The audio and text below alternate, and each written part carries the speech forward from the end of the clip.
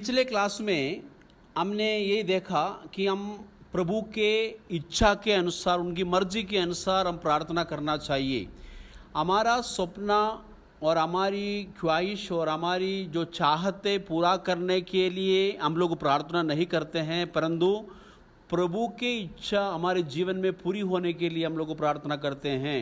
हमारे लिए सिर्फ प्रार्थना एक मांगने का और हमारी ज़रूरतों को पूरा करने के लिए एक कार्य है, सोचकर हम प्रार्थना नहीं करते हैं, परंतु हमारे लिए हमारा स्वर्गीय पिता के साथ बातचीत करना हमारे लिए एक प्रिविलेज है, एक सौभाग्य है।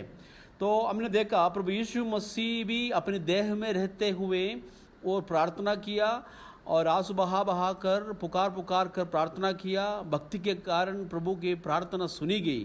तो इसका मतलब वो ऐसे यीशु मसीह प्रार्थना किया था कि प्रभु ये मेरा इच्छा है, ये कटोरा मुझसे दूर हो जाए, लेकिन ये मेरा इच्छा नहीं परंतु तेरी इच्छा पूरी हो जाए। प्रभु का इच्छा यही था, यीशु मसीह काल्वरी क्रूस पर मानव जाति की पापों के लिए क्रूस पर अपनी जान को बलिदान करे। इसलिए ही तो प्रभु यीशु मसीह को भेजा गया था स्वर्गीय पिता ने। तो हमने यही बात पिछले क्लास में हमने देखे वहाँ समाप्त किया था। लेकिन बाद में हम लोग देखेंगे हर एक प्रार्थना का हमको उत्तर मिलता है, ऐसा नहीं। यूहन्ना का पहला पत्री 5 अध्याय उसका 14 आयत, हमें उसकी सामने जो हियाव होता है वह यह है कि यदि हम उसकी इच्छा के अनुसार कुछ मांगते हैं तो वह हमारी सुनता है। हमने पिछले बार मत्ती की इंजील से हमने पढ़ा था, जो कुछ तुम मांगो विश्वास के साथ तुम्हें मिलेगा, ठीक है। लेकिन यहाँ पर लिखा है कि जो कुछ मांगेगा वो नहीं, और क्योंकि हमें ये मांगने के लिए आना भी चाहिए। हम लोग को प्रार्थना करने के लिए पवित्र आत्मा इसलिए हमें मदद करता है ताकि प्रभु की इच्छा के अनुसार हम लोग मांगे, ठीक है। और हम नहीं, इसलिए प्रेरित पौलुस उस आयत में जो कहा, रोमियो की पत्री 8 अध्याय हमने जो पिछले बार जो पढ़ा था, ठीक है, वो रिपीट करना नहीं चाहते हैं, एक बार फिर से पढ़ना तो पढ़िए। रोमियो की पत्री 8वीं अध्याय उसकी 26 आयत, हम नहीं जानते हैं 26, इसी रीति से आत्मा भी हमारी दुर्बलता में सहायता करता है, क्योंकि हम नहीं जानते हैं कि प्रार्थना किसी रीति से करना चाहिए। क्योंकि हम लोग को प्रार्थना करना इसलिए नहीं आता क्योंकि हम अपनी इच्छाओं को प्रभु के सामने रखते हैं, ठीक है, अपनी चाहतों को प्रभु के सामने रखते हैं। लेकिन प्रभु ही सिर्फ जानते हैं कि हमारी ज़रूरत क्या है, परंतु आत्मा आप ही हमें आहे भर कर, ठीक है, जो बयान से बाहर है, हमारे लिए विनती करता है। वास्तव में जब हम आत्मा में हम लोग प्रार्थना करते वक्त हमारा मन और बुद्धि तो काम करते हैं, लेकिन हमको पता ही नहीं है कि किन किन विषयों के लिए हम प्रार्थना कर रहा है। क्योंकि जब प्रार्थना करने के लिए जब आप बैठा, उसी समय आप ये नहीं सोचा ताकि उस विषय के लिए भी प्रार्थना करें, उसी विषय के लिए और उसी व्यक्ति के लिए प्रार्थना करें, लेकिन प्रार्थना जैसे जैसे कर रहा था, आत्मा आगे भर के आपकी मन में उस विषयों को डाला। तो क्या करे, आत्मा आपके लिए विनती कर रहा है, आप नहीं कर रहा है, पवित्र आत्मा आपके लिए विनती कर रहा है। इसलिए हर समय आत्मा में प्रार्थना, इफिसियों की पत्री में इसलिए लिखा हुआ है आत्मा में प्रार्थना। यूदा का पत्री में पहला अध्याय में हम लोग देखते हैं उसके 21वीं आयत में, तुम अपनी अति पवित्र विश्वास में उन्नति करते हुए पवित्र आत्मा में प्रार्थना करते हुए। तो आत्मा में प्रार्थना करना एक आनंद की बात है। यदि आप अपनी ताकत लगा के प्रार्थना करो, आप सोचेंगे ये प्रार्थना कब समाप्त करें, ये जल्दी जो है उठ जाए प्रार्थना से। लेकिन आत्मा में प्रार्थना करने वाला व्यक्ति वो हमेशा सोचते हैं कि मैं और भी बैठूं, मैं और 10-15 मिनट और भी बैठूं, तो उनका प्रार्थना कदम नहीं होता। व्यक्ति की रीति में जब आप लोग प्रार्थना करेंगे, पर्सनल रीति में जब प्रार्थना करते वक्त आत्मा की अगुवाई से जितना हो सके उतने ही समय तक आप लोग प्रार्थना कर सकते हैं। लेकिन कोई पब्लिक जो प्रार्थना है, पौलुस कहते हैं कि मैं आत्मा में भी बुद्धि में भी प्रार्थना करूंगा। ठीक है, कई जगह में हम लोग को बुद्धि की इस्तेमाल करना चाहिए।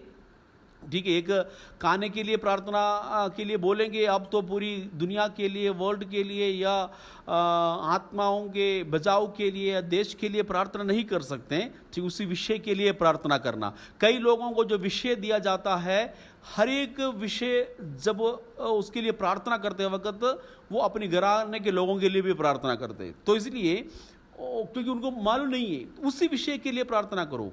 जो बताया गया विषय के लिए क्या है, उनके प्रति कोई बोझ नहीं है उनको, तो फिर कैसे प्रार्थना करेंगे। ठीक है, फिर प्रार्थना हम लोग करते हैं, एक विषय के लिए हम लोग को प्रार्थना करना चाहिए। लेकिन कई लोगों को प्रार्थना करने के लिए बोझ नहीं है, तो उस विषय के बारे में प्रार्थना करने के लिए कुछ इच्छा नहीं होगा, तो फिर वो जल्दी प्रार्थना बंद करते हैं, क्योंकि उनको प्रार्थना करने में क्या है, उनको इच्छा नहीं है उस विषय के लिए। यदि देखो, हम दूसरों के लिए बीचवाई जब प्रार्थना करने के लिए हमें उस विषय के लिए बोझ होना चाहिए। कई प्रेयर टावर अच्छी बात तो है, आप लोगों ने कई जगह में देखा है प्रेयर टावर, वो 24 घंटे प्रार्थना करते रहते हैं। और एक अनजान एक व्यक्ति फ़ोन करके एक विषय के लिए जब प्रार्थना करने के लिए निवेदन करता है, तो उस प्रेयर टावर का जो बहन और भाई और सभी लोग मिलकर प्रार्थना करते होंगे, और लेकिन हमें पता नहीं कि कितनी बोझ के साथ प्रार्थना करते होंगे, क्योंकि वो नहीं जानते हैं, एक दूसरे को मालूम नहीं है। उस दर्द उस प्रार्थना करने वाला व्यक्ति अपने हृदय में लेते हुए बिल्कुल एक सेंसिबल प्रेयर यदि कर रहा है तो अच्छी बात है। लेकिन यदि किसी को नौकरी पर या पैसा दे के प्रेयर टावर में रखा है, उनको बोल रहे कि इसी सारी विषयों के लिए प्रार्थना करो, लेकिन उनको किस प्रकार प्रार्थना होगा? उनका प्रार्थना का एक आत्मा नहीं है, तो सिर्फ शब्दों के द्वारा वो प्रार्थना करते होंगे। तो इसलिए प्रार्थना करने के लिए बोझ होना चाहिए, उस विषय के बारे में आपको जानकारी होना चाहिए, उस विषय के बारे में एक दर्द दिल में होना चाहिए। तो जब हम प्रार्थना करते समय आप बोलते हैं कि अब प्रभु हमारा सारी विश्वासियों के लिए प्रार्थना करते हैं, हमारा पूरा दुनिया का सारी कलीसिया के लिए प्रार्थना करते हैं। ठीक है, और लेकिन प्रार्थना में स्पेसिफिक बात होना चाहिए। कई बार ऐसे एक खास उस विषय के लिए आप प्रार्थना नहीं करते हैं, तो कॉमनली सारी बातों के लिए बोल के सारी प्रार्थना बंद कर देते हैं। ठीक, कितनी आसान बात है। देखो, हाँ प्रभु जी पूरी हिमाचल के लिए प्रार्थना करते हैं, पूरी भारत देश के लिए प्रार्थना करते हैं। ठीक है, तो यदि किसी विषय के बाद में वो कौन सी जो स्टेट है जो आज ख़ास प्रार्थना का ज़रूरत है, और अभी भारत देश में सबसे प्रार्थना का विषय कौन सी बात है, यदि हमारी हिमाचल प्रदेश के लिए हम लोग प्रार्थना करता है तो कौन सी डिस्ट्रिक्ट में सबसे कम सेवक आई है, कौन सी गांव में अभी तक सुसमाचार नहीं पहुंचा, क्या कौन सी ऐसा जाति है अभी तक प्रभु को ग्रहण नहीं किया, उस जाति का जो नाम बोल के उस व्यक्ति के लिए, उस सेवक के लिए नाम बोल के, उस विश्वासी के लिए उनकी बीमारी के नाम बोल के। और इसका मतलब हमारी प्रार्थना स्पेसिफिक होना चाहिए। ठीक है, यदि हम लोग कई लोग ऐसे भी लोग प्रार्थना करते हैं, प्रभु जी आपको कोटि कोटि धन्यवाद, ठीक है, आपको हजारों हजारों धन्यवाद। अब ऐसे बोलने में कोई गलत तो नहीं है, लेकिन मैं ये बोलना चाहता हूँ कि ये एक ही बार हजारों या लाखों करोड़ों धन्यवाद कैसे आप करेंगे? तो प्रभु के लिए उसके लिए समय लगाओ। आप पूरी एक ही शब्दों में पूरी हिमाचल के लिए कैसे प्रार्थना करेंगे, भारत देश के लिए कैसे प्रार्थना करेंगे, पूरी जो दुनिया के लिए पैसा प्रार्थना करेंगे, हॉस्पिटल में जो बीमार लोग, ठीक है, उस जो है उस बात के लिए बोझ रखते हुए एक एक विषय लेकर हमें प्रार्थना करना चाहिए। ठीक है, वो प्रार्थना करने का एक स्वभाव हम कल्टीवेट करें, और प्रभु वही चाहता है। हम प्रार्थना प्रभु को मालूम है किस विषय के लिए करना चाहिए, या प्रभु उसको उत्तर देंगे प्रभु की मर्जी के अनुसार, लेकिन ये प्रभु ने कमांड दिया हुआ है इन सारी विषयों के लिए प्रार्थना करें। प्रभु कार्य करने के लिए तैयार है, लेकिन हमारा प्रार्थना का इंतजार कर रहे हैं प्रभु। ठीक है, जब तक इंसान को प्रभु ने अधिकार दिया हुआ है, प्रभु ने जब आदम और हव्वा को जब बनाया, प्रभु ने सारी सृष्टि के ऊपर मनुष्य को अधिकार दिया है। मनुष्य है और इसकी जो है अधिकारी, तो उस मनुष्य को ही के द्वारा ही प्रभु उनको बचाना चाहते हैं। कई लोग, जैसे पिछले बार मैंने आपको बताया, कई बार लोग पूछते हैं कि यदि प्रभु सारी ज़रूरतों को हमारा मालूम है, सब कुछ मांगने से पहले मालूम है, तो हम प्रार्थना क्यों करें। हम उसका जवाब मैंने बताया था, क्योंकि हम इसलिए प्रार्थना करना चाहिए और क्योंकि ये प्रभु का आज्ञा है। दूसरी बात, और जब तक प्रभु कुछ नहीं कर सकता जब तक हम प्रार्थना नहीं करते हैं, क्योंकि हमें प्रार्थना करने के लिए प्रभु आज्ञा दिया है, हमें यह अधिकार दिया हुआ है। हमारा प्रार्थना के द्वारा ही खुदा काम करता है। तो परमेश्वर उस व्यक्ति के लिए, उस गांव के लिए, उस जाति के लिए एक योजना है प्रभु का दिल में। तो वो योजना पूरा होने के लिए, प्रभु की इच्छा पूरा होने के लिए हम क्या करें, प्रार्थना करते समय वहाँ पर एक बड़े चमत्कार और बहुत बड़ा एक अद्भुत काम प्रभु वहाँ पर करते हैं। देखो मेरे प्रियो, कितनी हमारा प्रार्थना प्रभु चाहता है, हमारी प्रार्थना से ही और सब कुछ प्रभु करना चाहते हैं। तो हमने यूहन्ना की पत्री 5:14 में हमने पढ़ा कि प्रभु जो है उनको उत्तर देता है जो उनकी इच्छा के अनुसार जो मांगते हैं। हमने ये आयतों को हमने देखा, हम उसके सामने जो हियाव होता है वह यह है कि यदि हम उसकी इच्छा के अनुसार कुछ मांगते हैं तो वो हमारे सुनता है, और इसलिए हम खुदा की मर्जी के अनुसार हम प्रार्थना करने वाला बने। लेकिन और एक आयत है यूहन्ना का सुसमाचार 15 अध्याय उसकी 7वीं पद, यदि तुम मुझ में बने रहो और मेरा वचन तुम में बने रहे तो जो चाहो मांगो और वह तुम्हारे लिए हो जाएगा। क्या करना चाहिए, प्रभु जो कुछ भी हम मांगे हो जाने के लिए क्या करना पड़ता है, और प्रभु में हम लोग बने रहना चाहिए। प्रभु का वचन हम में बना रहना चाहिए। प्रभु में हम बने रहेंगे और प्रभु की वचन हम में बने रहेंगे तो जो कुछ भी हम मांगे तो प्रभु हमारे लिए देंगे। हम प्रार्थना किस किस के लिए करें? प्रार्थना प्रभु की वचन के अनुसार बहुत चीज़ों के लिए हम प्रार्थना करना चाहिए। प्रभु का वचन कहते हैं कि खेत पक चुके हैं, मजदूर थोड़े हैं, इसलिए खेत की स्वामी से विनती करे ताकि वो मजदूरों को भेजे। और बहुत सारे ऐसे खाली जगह और प्रभु की वचन ना पहुंचाया हुआ बहुत सारे और स्टेट है और गांव है और बहुत सारे पिन कोड एरिया है, बहुत सारे तहसील है, और प्रभु का कोई भी काम नहीं चलता। वहाँ पर प्रभु की सेवक लोग नहीं है, मजदूर नहीं है, खेत पक चुके हैं। क्या आप बोझ के साथ उस विषय के लिए प्रार्थना किया है?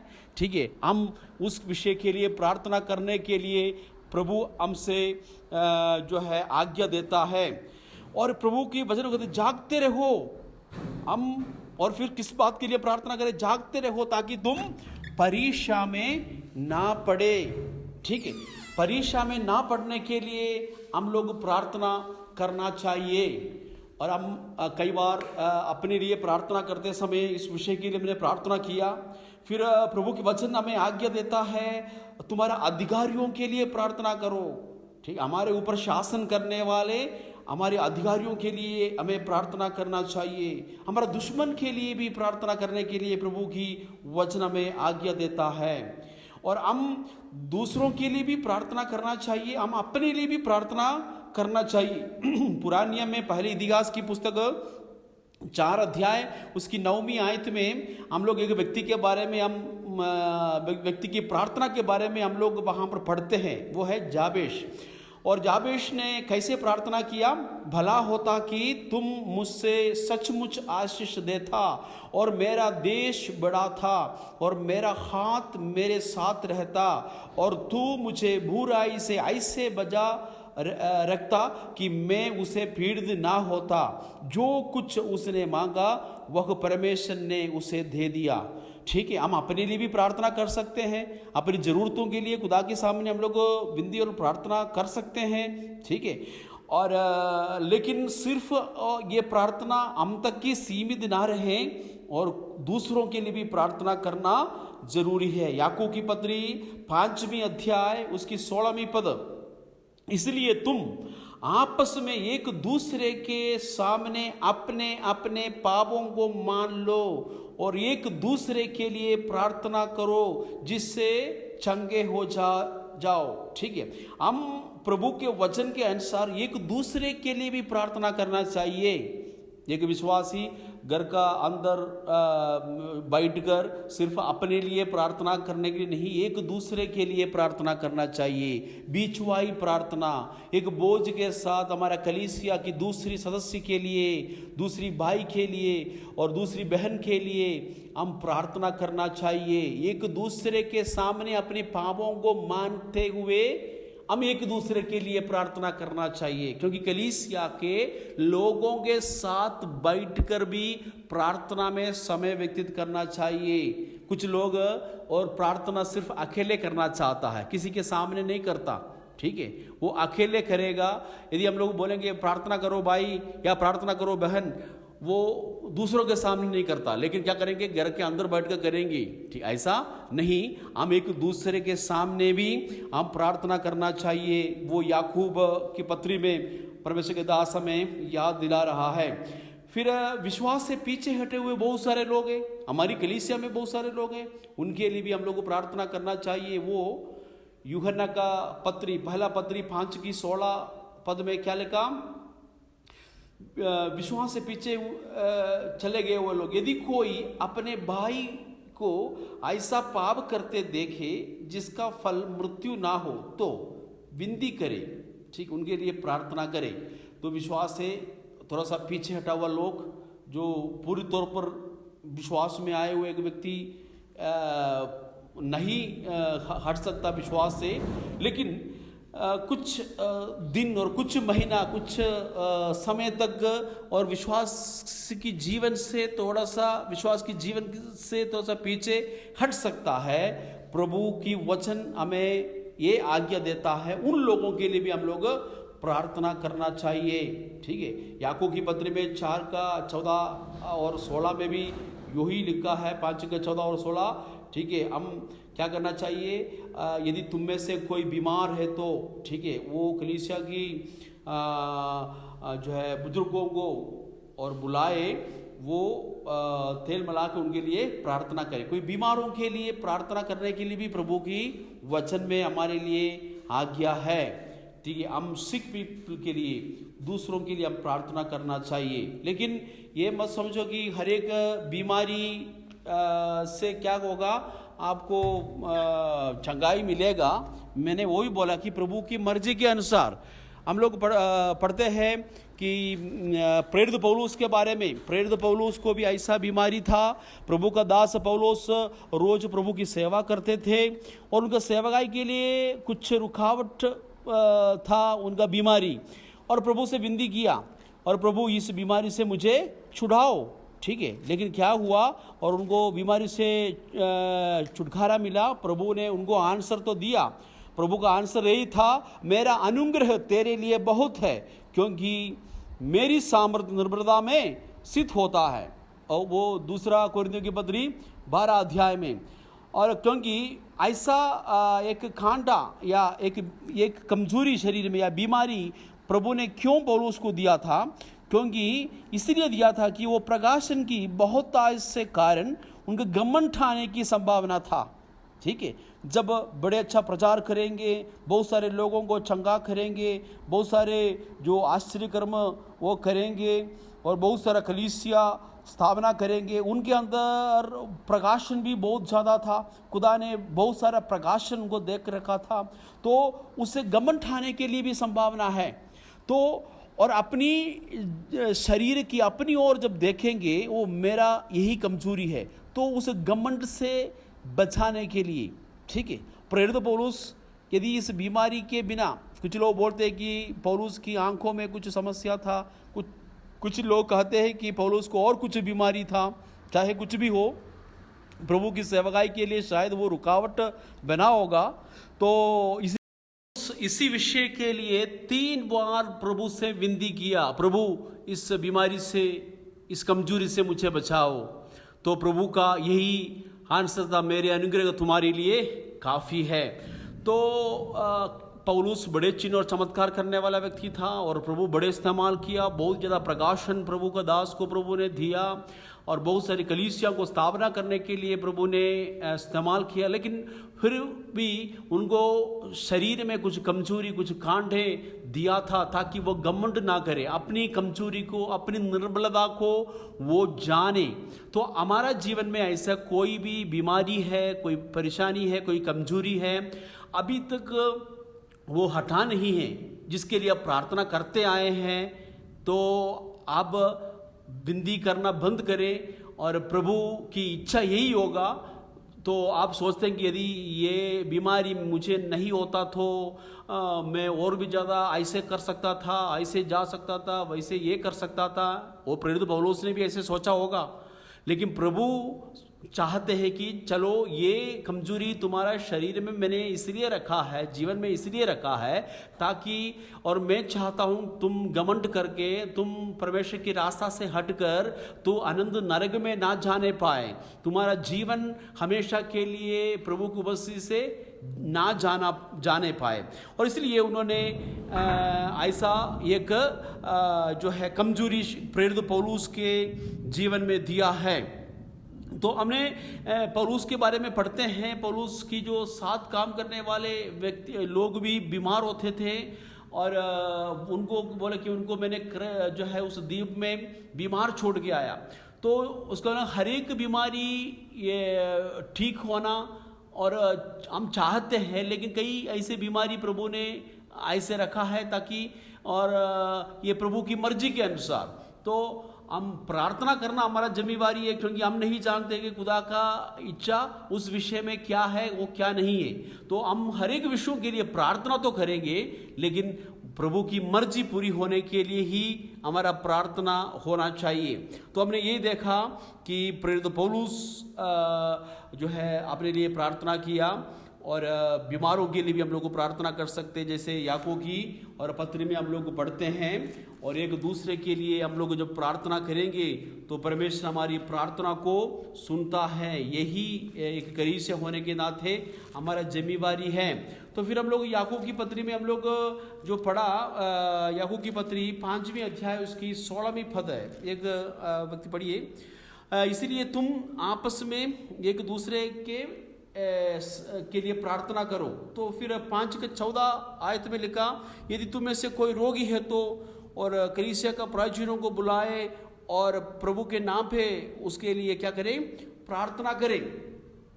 तो या हम आयूब की पुस्तक में हम लोग पढ़ते हैं, आयूब का स्थिति को प्रभु ने कब बदला, जब आयूब अपने मित्रों के लिए जब प्रार्थना किया। ठीक है, आयूब की पुस्तक में हम लोग पढ़ते हैं आखिरी अध्याय उसकी 42 अध्याय में उसके 10वीं पद में, आयूब ने अपने मित्रों के लिए प्रार्थना की, तब यहोवा ने उसकी सारी दुख को दूर किया।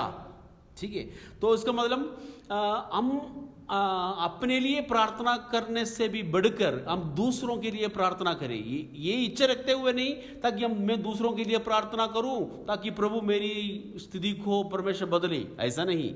ठीक है, हम बिल्कुल एक सही मन और रवैया के साथ, बड़े बोझ के साथ, अब जब हम दूसरों के लिए प्रार्थना करेंगे, आपके विषय आपने प्रार्थना करना भूल गया तो प्रभु समय पर सब कुछ आपकी ज़रूरतों को पूरा करेंगे, क्योंकि आपकी प्रार्थना का इंतजार में है प्रभु उस व्यक्ति को, उस भाई को, उस बहन को, उस देश को बचाने के लिए, छुड़ाने के लिए। तो इस वचन आज हमारा जीवन में आज कार्य करे, हमें ऐसा पौलुस कितने जो ज़्यादा अपनी विश्वासियों के लिए प्रार्थना किया। जब हम लोग इफिसियों की पत्री पढ़ेंगे, कोलोसियों की पत्री पढ़ेंगे, गलातियों की पत्री में और फिलिपियों की पत्री में, सभी अपने विश्वासियों के लिए एक बड़े बोझ के साथ पौलुस प्रार्थना करते हुए हम लोग देख सकते हैं। और ये एपफ्रास के बारे में लिखा हुआ है, जो कुलूसिया कलीसिया का एक मुख्य दास था। एपफ्रास जो तुम में से हैं और मसीह यीशु का दास है, तुम्हें नमस्कार कहते हैं और सदा तुम्हारे लिए प्रार्थना में क्या है, प्रयत्न करते रहते हैं। किस लिए? बड़े प्रयत्न करते रहते हैं ताकि तुम सिद्ध होकर पूर्ण विश्वास के साथ परमेश्वर की इच्छा पर क्या करें, स्थिर रहे। इसमें स्थिर रहने के लिए क्या करना चाहिए? हम एक दूसरे के लिए प्रार्थना करना चाहिए।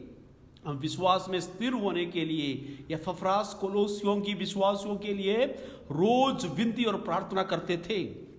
जो भक्त लोगों की प्रार्थना प्रभु के सामने एक धूप के समान है। वो है, हम लोग प्रकाशित वाक्य में पढ़ते हैं 8:5 में, उस धूप का दुआ पवित्र लोगों की प्रार्थना सहित स्वर्गदूत के हाथ से परमेश्वर के सामने पहुंच गया। देखो, हमारी प्रार्थना एक धूप के समान, जो पवित्र लोगों की प्रार्थना एक धूप के समान प्रभु के जो पास पहुंचते हैं। देखो, पुराने नियम में याजक लोग मंदिर में धूप डालते थे, लेकिन आज हम लोग पवित्र लोग हैं, चुना हुआ वंश, राजपदारी याजकों के समान हमारी प्रार्थना एक धूप के समान खुदा के सामने और गजूरी में पहुंचते हैं। तो इसलिए जितना भी प्रार्थना का जो आयत है और कितनी महान महान लोगों की प्रार्थना है जो बाइबल में लिखा है, जब आपको समय मिलता है तो एक एक प्रार्थना को हम लोग पढ़ते रहे। और उत्पत्ति की पुस्तक से लेकर जो है प्रकाशित वाक्य तक अलग अलग भक्तों ने जो बाइबल में प्रार्थना किया हुआ, उन्होंने कैसे प्रभु से विनती और प्रार्थना किया और उनका जो कैसे शब्द इस्तेमाल किया और उन्होंने किस प्रकार किस बातों के लिए प्रार्थना किया, ये सारी बातें हम लोग देख के और उसमें से हम लोग सीखें, और ताकि हम लोग खुदा का मर्जी के अनुसार प्रार्थना करने वाला और विनती करने वाला बन सके, और ताकि हमारे प्रार्थना प्रभु के सामने स्वीकार योग्य बन जाए। आइए हम लोग प्रार्थना करें। हालेलुया। खुदावंद, हम आपकी पवित्र नाम की महिमा करते हैं प्रभु। हम ना केवल प्रार्थना के बारे में सीखने वाला और सिखाने वाला हो, परंतु हम लोग सच में आत्मा में प्रार्थना हर पल करने वाला बने। खुदावंद, हर एक विषय के लिए प्रभु जी जो हम प्रार्थना करते हैं दिल से एक बोझ के साथ मन लगाकर प्रार्थना करने के लिए सहायता करें। जब हम प्रार्थना करते वक्त हमारा मन इधर उधर ना भड़कने पाए, परंतु एक जगह में पिता परमेश्वर बिल्कुल श्रद्धा और ध्यान के साथ प्रभु जी प्रार्थना करने के लिए हमें सहायता कर। प्रभु जी हमें प्रार्थना का योद्धा बनाए प्रभु। अब हमें प्रार्थना का विषय में जो भी बातें सिखाता है प्रभु, और बिल्कुल नम्र होकर दीन होकर उस बातों को सीखे प्रभु जी, हम अपनी प्रार्थनाओं में एक बदलाहट लाने पाए। खुदावंद, अब हमारा प्रार्थना को सुना, धन्यवाद, उत्तर दिया, धन्यवाद। यीशु मसीह के पवित्र और सामर्थ नाम से इस दुआ को मांगते हैं, सुन और ग्रहण कर पिता, आमीन।